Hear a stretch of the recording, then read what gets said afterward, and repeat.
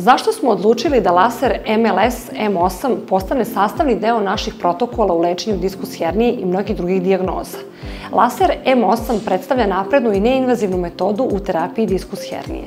Zahvaljujući naprednoj tehnologiji višetalasne emisije visokog intenziteta, možemo ciljati upalne procese u organizmu i postaći regenerativne mehanizme koji će brzo delovati i smanjiti upalu i bol kod pacijenta. Laser M8 se ističe preciznošću, efikasnošću i mogućnošću prilagođavanja tretmana specifičnim potrebama pacijenta. Uz pomoć ovog lasera možemo uticati na sledeće stavke. Smanjenje inflamacije i bola. Laserska energija utiče na ćelijske procese, smanjujući proizvodnju inflamatornih molekula. Ovo dovodi do smanjenja otoka i ublažavanja pritiska na okolne nervne korenove, što značajno umanjuje bol. Stimulaciju regeneracije tkiva.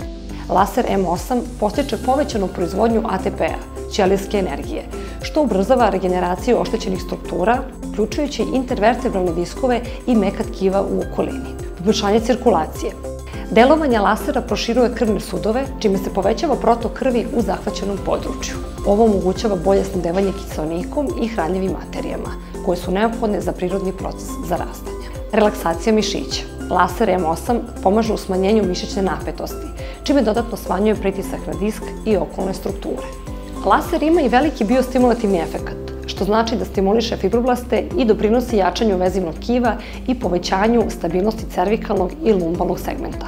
Terapija laserom M8 predstavlja bezbolni tretman koji ne zahteva upotrebu anestezije i pacijenti često osjećaju olakšanje već nakon prvog tretmana. Laser M8 je sastavni deo našeg protokola 2, 4 i 36 kojima lečimo 3 tipa diskus hernije: lumbalna, donji deo leđa, torakalna, središnji deo leđa i cervikalna, vrat.